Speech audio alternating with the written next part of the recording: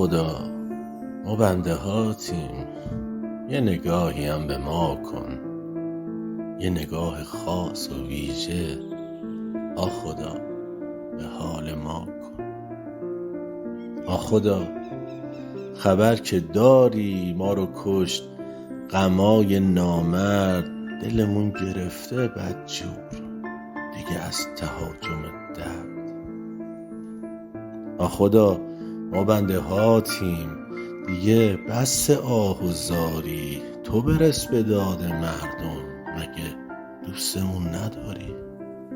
خدا لیاقت ما بیش از این روزای سرده، دل خوش لبای خندون، بگو روزی بر میگرده. میدونم کریم و خوبی، میدونم رحیم و ماهی، میدونم یه روزی روشن میشه این شب سیاهی. میدونم که این زمستون میره و تخش بهاره، تو دلم یه حسی میگه آخرای انتظار. آسمون سرد و تاریک میشه باز پر از ستاره، میشه خوش به یمن لطف دل آدما دوباره. میشه شیشه های غم خورد یه روزی به سنگ تدبیر، میشه واز دست و پامون قل و بند و زخم و زنجیر. میکنن تموم مردم با غما و غصه‌شون قهر، دیگه توی روح مردم نمیریزه دست غم زهر.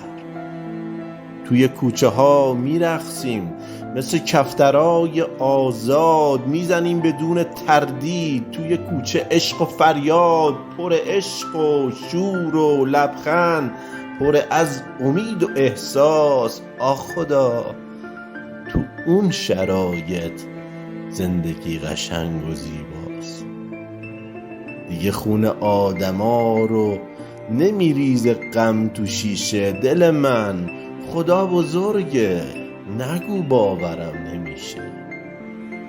آرزوی قلبم اینه که لبا به خنده واشه، همه درد و قصه هامون مثل معجزه دواشه.